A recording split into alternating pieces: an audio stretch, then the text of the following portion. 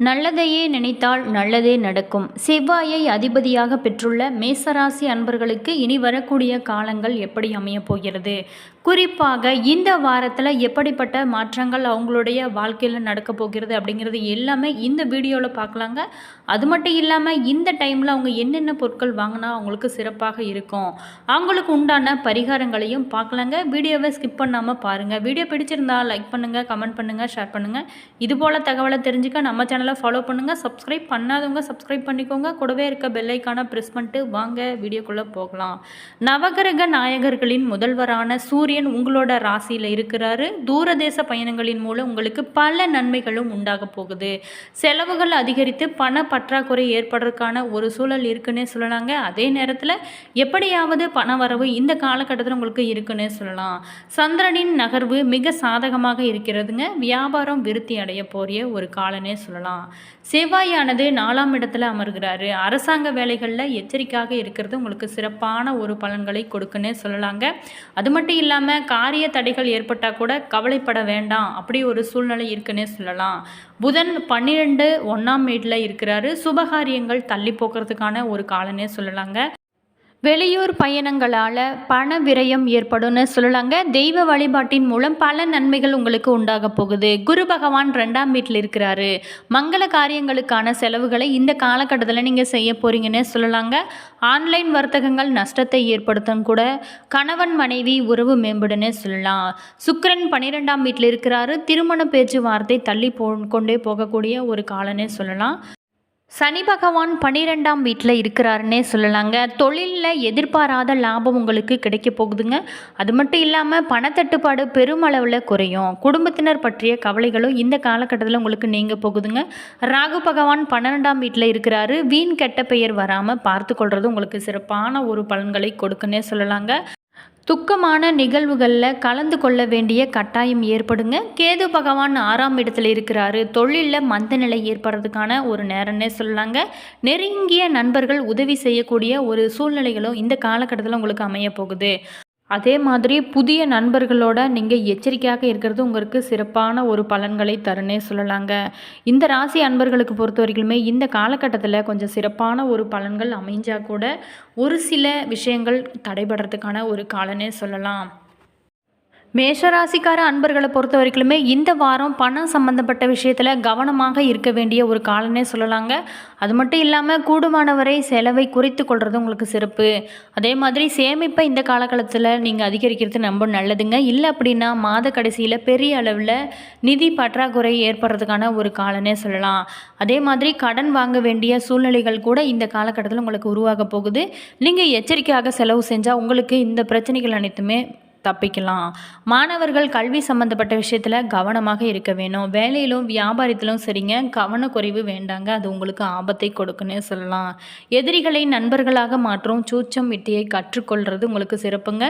எதற்குமே முட்டை மோதி கொண்டு நிற்காதீங்க. மகாலட்சுமியை வழங்கினால் உங்களுக்கு பல நன்மைகள் உங்களுக்கு ஏற்படுன்னு சொல்லலாங்க. அது மட்டும் இல்லாமல் இந்த வாரத்தை பொறுத்த வரைக்குமே உங்களுக்கு சிறப்பான பலன்கள் காத்து கொண்டு இருக்கு. மேஷராசி அன்பர்களை பொறுத்த வரைக்குமே நீங்கள் திருத்தணி முருகனை வழிபட பல நன்மைகள் உங்களுக்கு உண்டாகுன்னே சொல்லலாம். அஸ்வினி நட்சத்திரக்கார அன்பர்களுக்கு பஞ்சமஸ்தானத்தில் கேது சஞ்சரிக்கிறதுனால செயல்களில் கொஞ்சம் கவனம் வேணுங்க.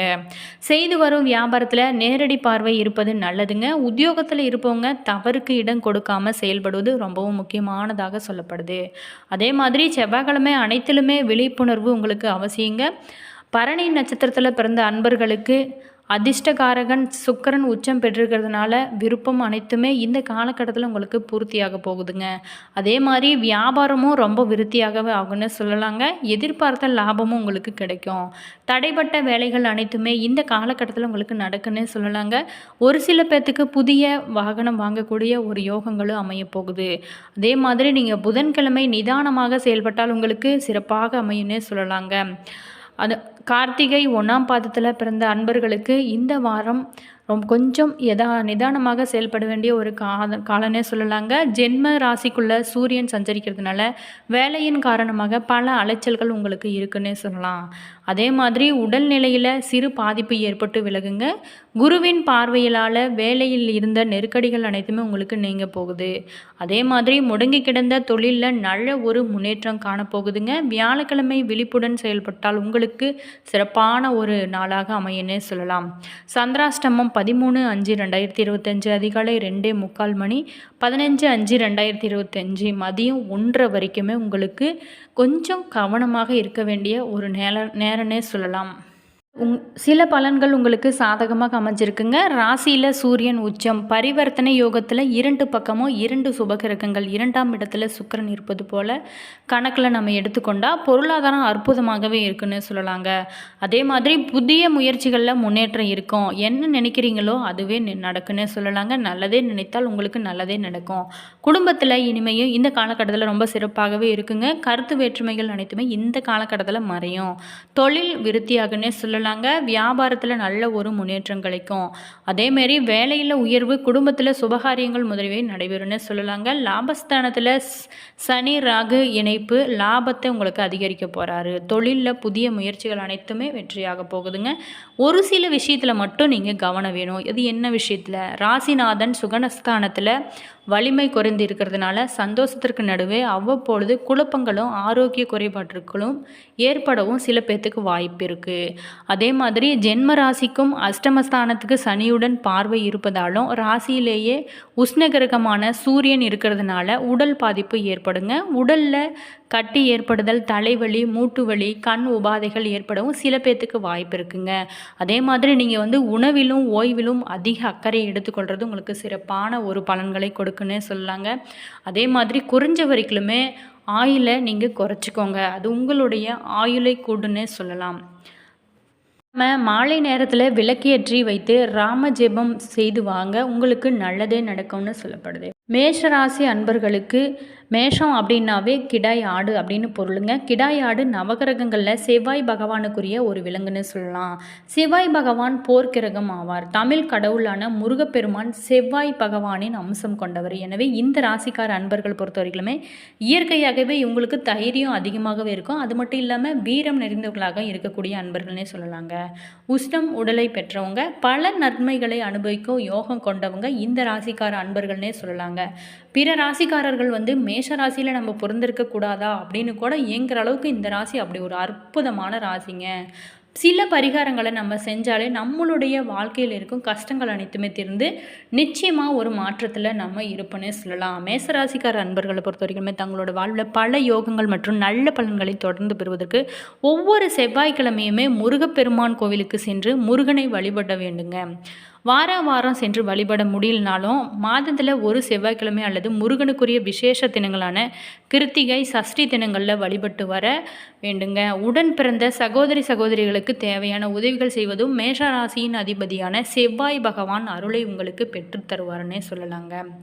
ரத்தம் செவ்வாய் பகவான் ஆதிக்கம் நிறைந்ததாகுங்க. வருடத்திற்கு 1 அல்லது 2 முறை மேஷராசிக்கார அன்பர்களை பொறுத்தவரைக்குமே இரத்த தானம் செய்வது மிகவும் சிறப்பான ஒரு பலன்களை தருங்க. அதே மாதிரி அசைவ உணவு உண்பராக இருந்தால் எந்த காரணத்தை கொண்டுமே இந்த ராசியினர் செவ்வாய்க்கிழமைகளில் அசைவ உணவுகளை சாப்பிடவே கூடாதுங்க. பைரவரின் வாகனமான நாய்களுக்கு உணவு, பிஸ்கட் போன்றவற்றை நீங்கள் உணவாக கொடுத்து வந்தாலும் பைரவரோட ஆசையும் உங்களுக்கு கிடைக்குங்க. அதே மாதிரி வருடத்திற்கு ஒரு முறையாவது நவகிரகங்களில் செவ்வாய் பகவானுக்குரிய தலமான வைத்தீஸ்வரன் கோவில், ஸ்ரீ வைத்தியநாதர் மற்றும் தையல் நாயகி அம்மாளை வழிபடுவது மேஷராசி அன்பர்களுக்கு ஒரு சிறந்த பரிகார தலமாகவே இருக்குன்னு சொல்லலாங்க. மேலுமே இந்த மாதிரியான தகவலை நீங்கள் தெரிஞ்சுக்கொள்ள நம்ம சேனலை லைக் பண்ணுங்கள், கமெண்ட் பண்ணுங்கள், ஷேர் பண்ணுங்கள். இதுபோல் தகவலை தெரிஞ்சுக்க நம்ம சேனலை ஃபாலோ பண்ணுங்கள். சப்ஸ்கிரைப் பண்ணாதவங்க சப்ஸ்கிரைப் பண்ணிக்கோங்க. கூடவே இருக்க பெல் ஐக்கானையும் ப்ரெஸ் பண்ணிக்கோங்க. அப்போ தான் நாங்கள் போடுற ஒவ்வொரு வீடியோவும் உங்களுக்கு உடனுக்குடன் நோட்டிஃபிகேஷனாக வந்து சென்றடைங்க. உங்களுடைய கருத்துக்கள் என்ன அப்படிங்கிறத மறக்காமல் எங்கள் கூட ஷேர் பண்ணிக்கோங்க. நீங்கள் மேஷராசிக்கார அன்பர்களாக இருந்தால் மறக்காமல் கமெண்ட் பாக்ஸில் பதிவிடுங்க உங்களுடைய கருத்துக்களை. உங்களுக்கு முருகப்பெருமான் பிடிக்கும் அப்படின்னா மறக்காமல் ஓம் முருகா போற்றி, ஓம் முருகா போற்றி, ஓம் முருகா போற்றி என்ற மந்திரத்தை கமெண்ட் பாக்ஸ் செக்ஷனில் பதிவிடுங்க. அதே மாதிரி உங்களுக்கு ஜோதிட ரீதியான ஏதாவது டவுட் இருந்துச்சுன்னா, அதாவது கடன் பிரச்சனை, குடும்பத்தில பிரச்சனை, இந்த ஜாதகக்காரர் எந்த கோயிலுக்கு சென்று வழிபடலாம் அப்படின்னு ஏதாவது டவுட் இருந்துச்சுன்னா, ஸ்ரீ வராகி அம்மன் ஜோதிட நிலையம் டிஸ்கிரிப்ஷனில் நம்பர் கொடுத்துங்க. நீங்கள் தாராளமாக கால் பண்ணி கேட்டு தெரிஞ்சுக்கலாம். உங்களுடைய பிரச்சனைகளுக்கு தீர்வு கிடைக்குன்னு சொல்லலாங்க.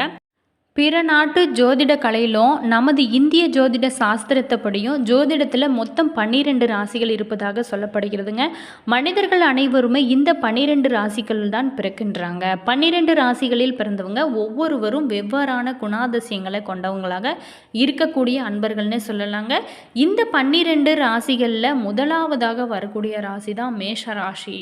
இந்த மேஷ ராசி அன்பர்களை பொறுத்தவரையிலுமே நல்ல ஒரு பலன்களை பெற்று எல்லா சுகங்களையும் பெற்று வாழக்கூடிய ராசி தான் மேஷம் ராசிங்க.